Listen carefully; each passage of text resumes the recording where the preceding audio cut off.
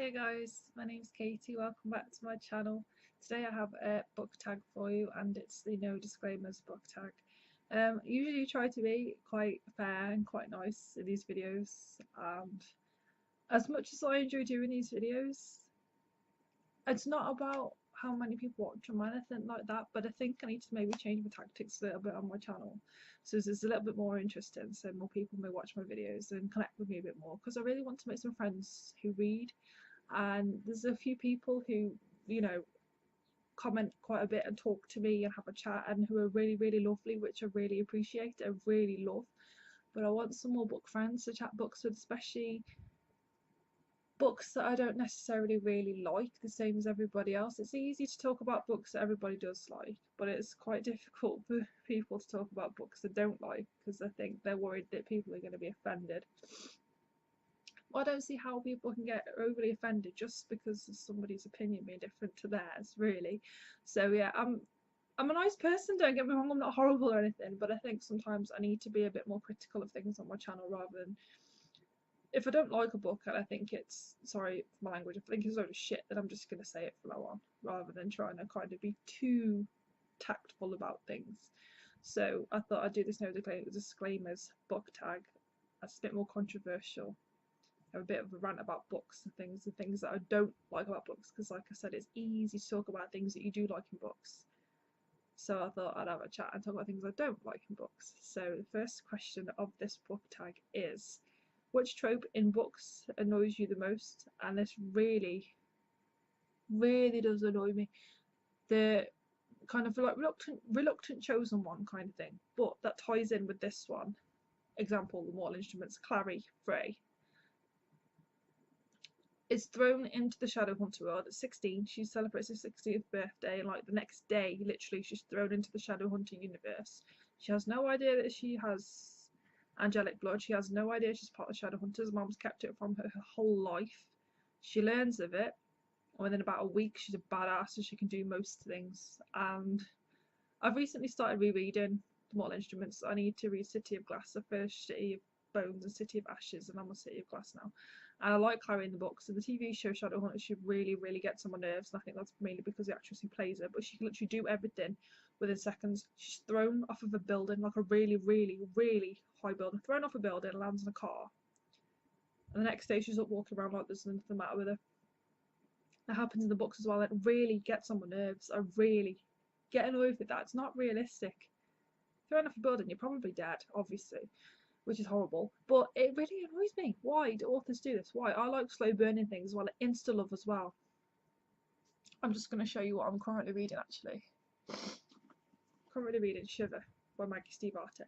I got the box set for really cheap for like £10, which has got these two books and like the kind of like novella collection. Insta love.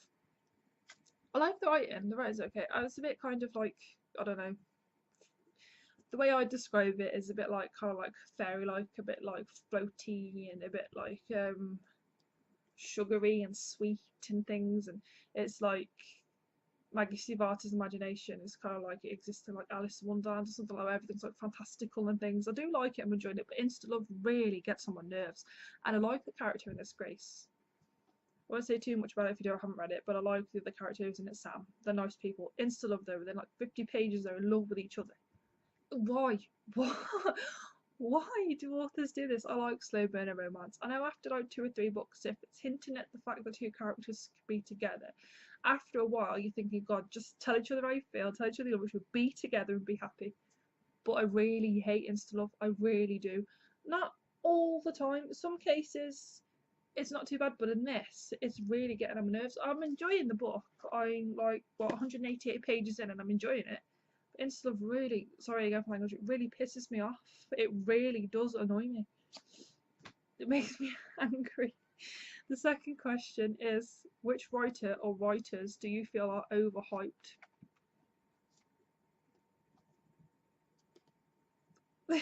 Even though I've only just started reading this, I like her. I do. They're okay. I didn't know this book was in 2009 either, so I'm way late reading it. And I like her. I do. I understand why. but she is a bit overhyped. I haven't read any of the other books. I want to read the Raven Cycle at some point, but yeah, so far, like halfway through, it's good, but I'm not seeing as to why she's so worshipped, if you know what I mean. And another one, even though I enjoy books, I've just finished the fourth one, Sarah J. Maas as well. Sarah J. Maas is overhyped in my opinion. I like her books, but the way she writes everything, she seems like she just has to make everything so like overly dramatic, like all the time, even when things don't need to be. The way she writes things, it's got to be scary and like got to be on the edge of everything, and it really gets on my nerves. I like her books. I love the ending of her books. I don't always like the start of Sarah J. Maas's books. I love the ending. I love like the last quarter of the books. They're really good. I really want to read the Court of Thorns and Roses series, but I'm really, really dubious about reading that. I'm really unsure because I like Throne of Glass, but it's not all it's cracked up to be. Really, I don't see the hype. I like her, but I'm not like one of these people that's like. I like her as a person from what I've seen of it. She's really nice, but I'm not one of these people that like obsess over Sarah J. Maas. It's like just lately, the last year or two, she's all anybody can talk about. So I like her books, but I'm not really that bothered, to be honest. Number 3. What are your least favourite books you've read since joining BookTube? Well, I haven't been on BookTube very long, really. I've only been on BookTube now for a few months. But I will kind of like books I picked up because of hype that I didn't really like were Throne of Glass, the first one. The other 3 are okay. I like the other 3, especially Queen of Shadows was good, and Kind of Midnight was really, really good. But Throne of Glass I picked up because of the hype, and no, I weren't really that bothered about it. I've loads of books I've seen because I've been watching BookTube now for about 3 years now, 2-3 years, and loads of books I've seen that I've bought that I haven't read yet. But a few that I have seen on BookTube that I've picked up, I have enjoyed. I liked Eliza and Her Monsters because that was going around on BookTube, and I really liked that. And I liked Your Welcome Universe by Whitney Gardner, which was really good. That was a really, really good, nice, good book to read. I did attempt to read some of Caraval. I don't think it's for me. It's on my Kindle, and I read about 3 chapters, and I just could not get into it. I don't know if it was going on BookTube as well, but since joining BookTube, I haven't read any since joining that have been going around. But I did pick up Miss Peregrine's Home for Peculiar Children as well because it's all that on BookTube, and I love that. So I haven't really picked up any because of BookTube that much, but ones I have, I've really enjoyed. So there's not really any that I picked up because of BookTube that I've thought of crap or anything like that. Number 4, a terrible ending that ruined an otherwise quality book. I can't really think of any spoilers for the Divergent series if you haven't read it or don't know about it already. So when I put my hand back down, I'll mute the video if you don't want to hear any spoilers. So in the Divergent series, you've got Divergent, Insurgent, and Allegiant, and like the collection of short stories all from 4's point of view.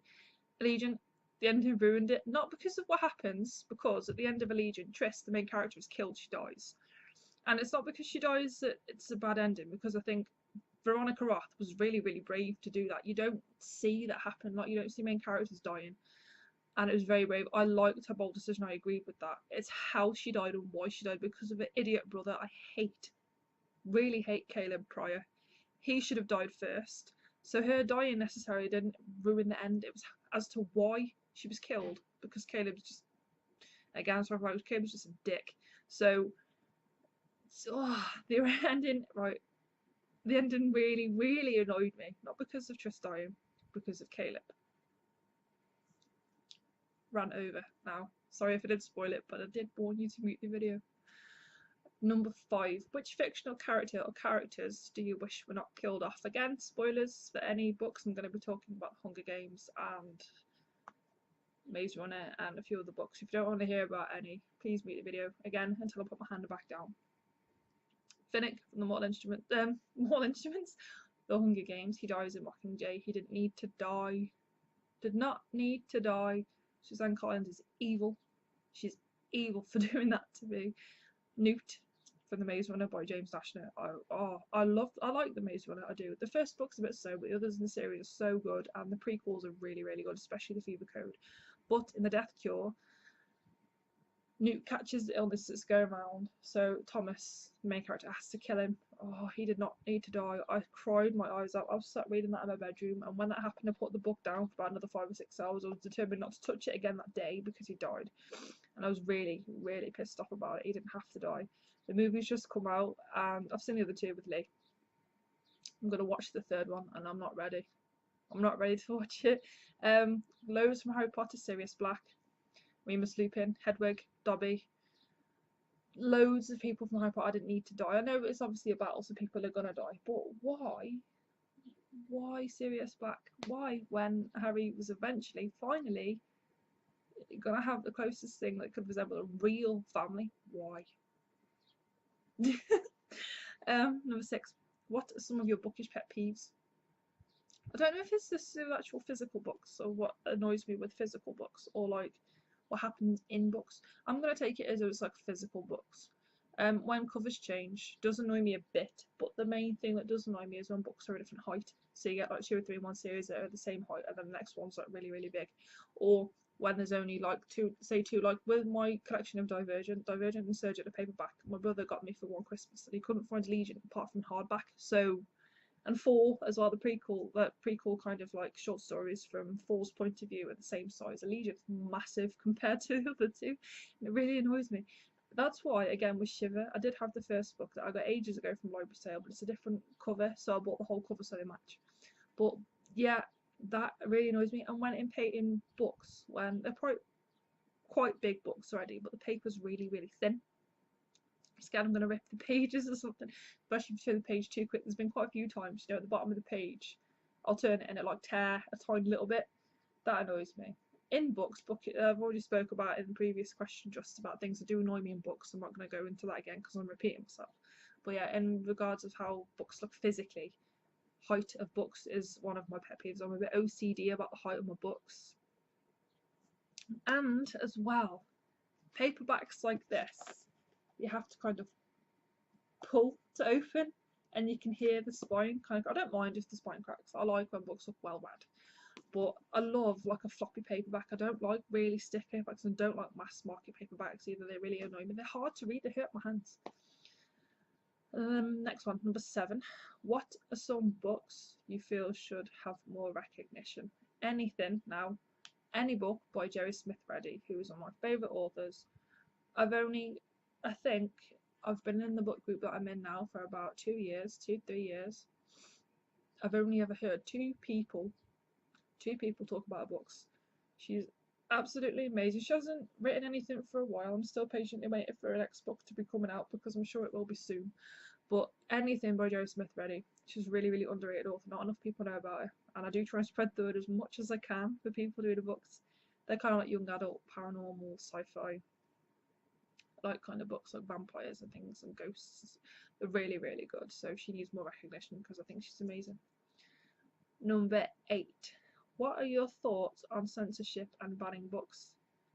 Is there really any point? Because they're on a ban, they're like censored or like on banned books lists for a while, and as soon as they're available, if people want to read them, they're going to read them anyway. So what's the point of banning books? I don't get how Harry Potter was banned. How can Harry Potter be banned?